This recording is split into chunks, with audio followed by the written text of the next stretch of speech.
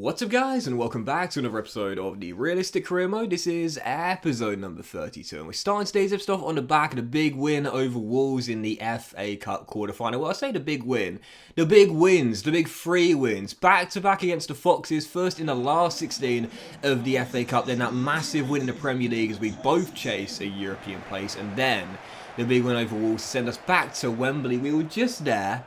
And now we're going back again. FA Cup semi-final against Chelsea to come in the final four. Bring on the Blues. We dunked them out of the EFL Cup in the quarters. Now we meet at Wembley. First game of today's episode, and another big one here. It's so congested in the Premier League right now. 11 games to go, and it is absolutely crazy. There are several teams, you know, even in the bottom half of the table, that still have a chance with 11 games to go of finishing in third or fourth. It's mental, but for Leeds, they're probably not one of them. Right now in 15th place in the Premier League, heading into the game here, it's so strange because they're in 15th place. If you've got 11 games to go, a team in 15th place is nervously looking over their shoulder.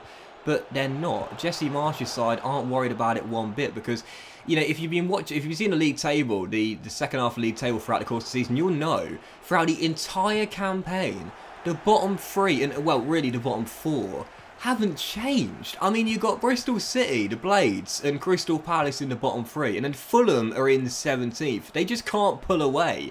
They're still in a relegation fight. But those bottom four have just been awful all season long. So Leeds are only a place above Fulham, but it feels like a lifetime wait. Leeds, I think, are actually closer to top 10 than they are to 17th. It's crazy. Anyway, taking on here at St Mary's, and again, keeping our pressure on for a place in the Champions League, a dream place in the Champions League. We took the lead early through Romain Perraud, the French left-back, scoring his first goal of the season to make it 1-0, whilst Lookman did bag our second in the second half. 15 minutes to go. Well, I tell you what, Leeds fans will tell you this is one heck of a young talent. Gelhardt scores against me, not for the first time in this series.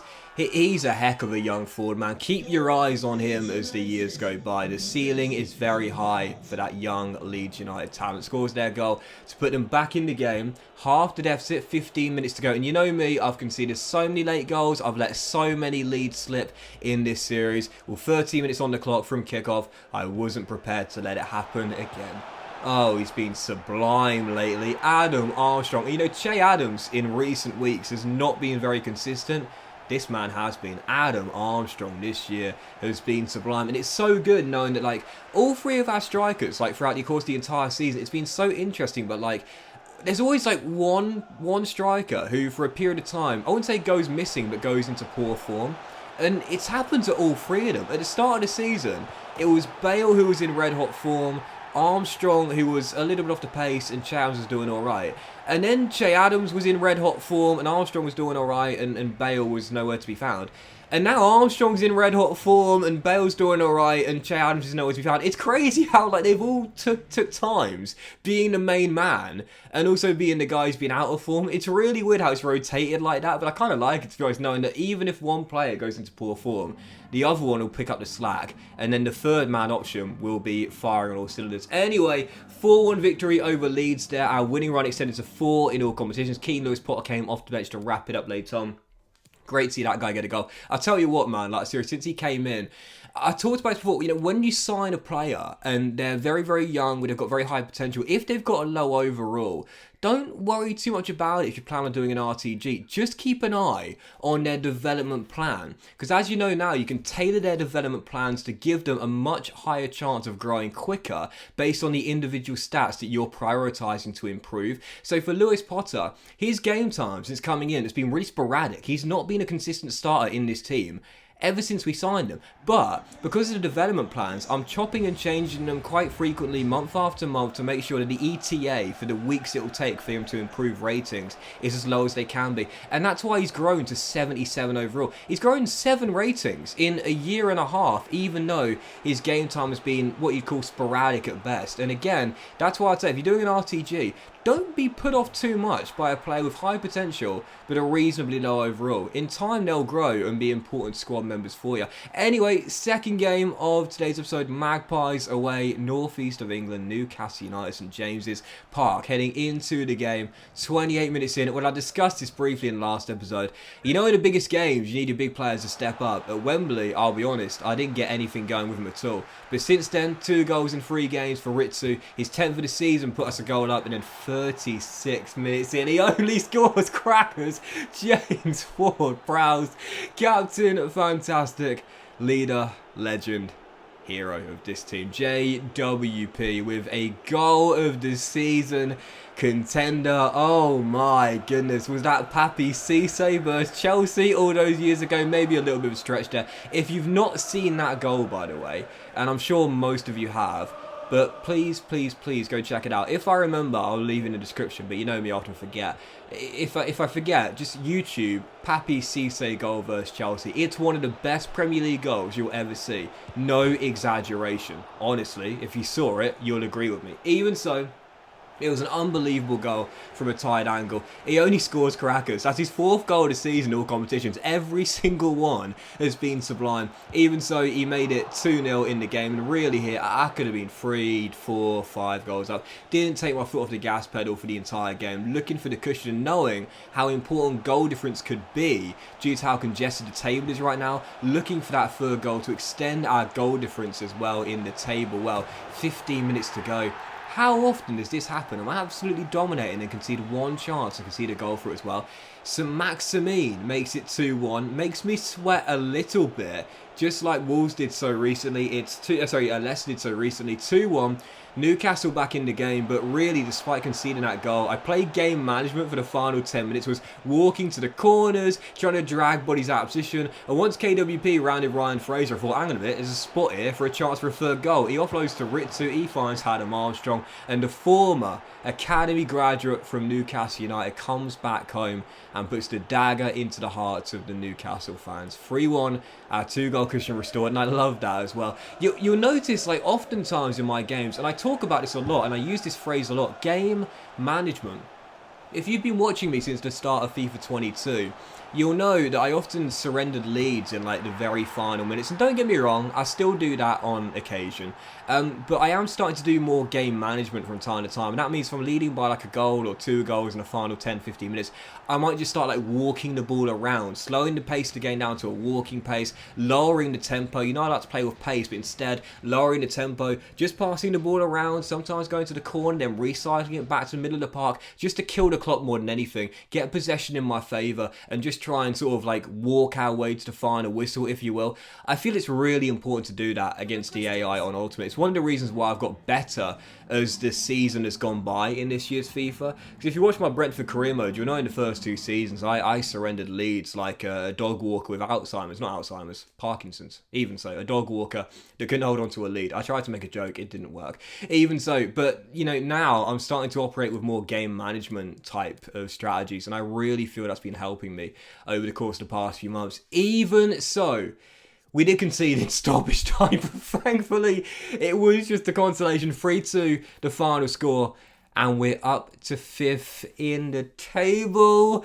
Business end of the season, and we're knocking on the door of the top 4. Question is, can we break it down with just a few games to go? Well, there's only a couple of points separating us.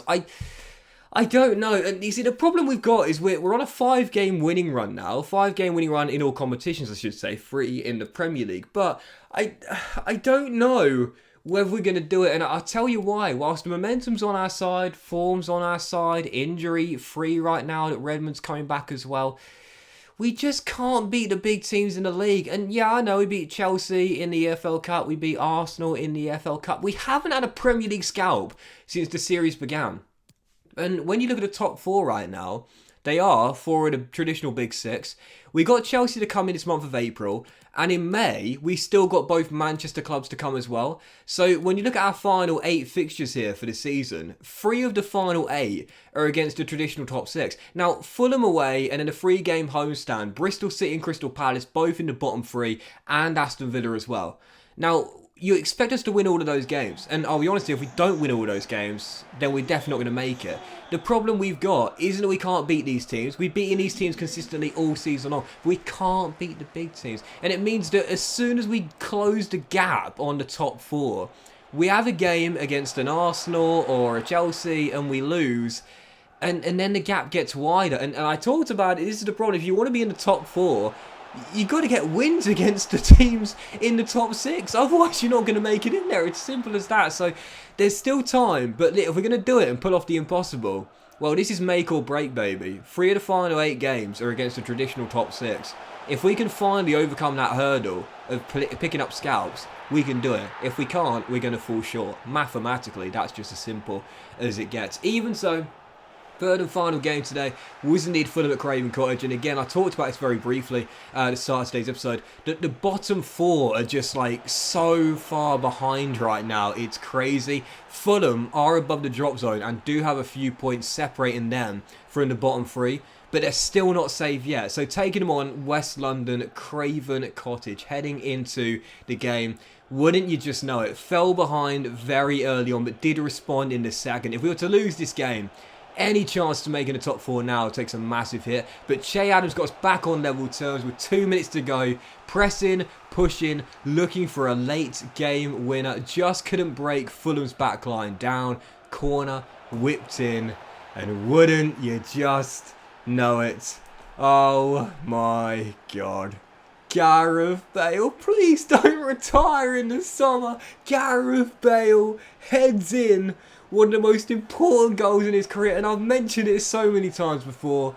Big game player, always comes up big on the big stage. I mean, need I remind you, Champions League final, one of the greatest CL final goals of all time. Copa del Rey final goal against Barca, one of the greatest Copa del Rey final goals of all time. His performance even so recently with Wales in the playoff, that incredible brace and extraordinary free kick. He's a big game player, he delivers in the big moments, and he's done it once again. Gareth Bale heads in his 13th of the season to surely win us the game, and thankfully in stoppage time, Harry Wilson thought he'd levelled it. David Raya had other plans, pushed it behind for a corner, still leading by a goal from the corner. The header goes over and we survive.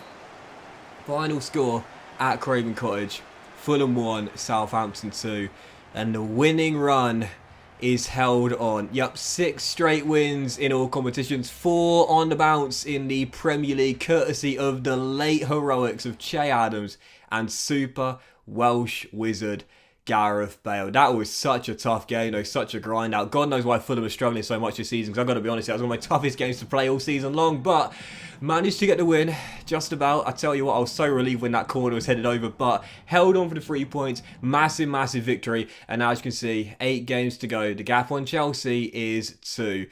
We're 5 points off Man City in second, 4 points off Manchester United in third. But again, due to how crazy it is right now, we're still only 5 points clear of Arsenal in 8th. Champions League still a possibility, as is mid-table. 8 games to go, and anything could still happen as we chase the Champions League dream. But that will end today's episode of the Realistic Career, guys. Massive thank you for watching. Enjoyed. If you haven't, like. Much love to you all. Have a fantastic day, and I'll see you for the next episode of the Realistic Career Mode. It's getting really tense now. Very soon.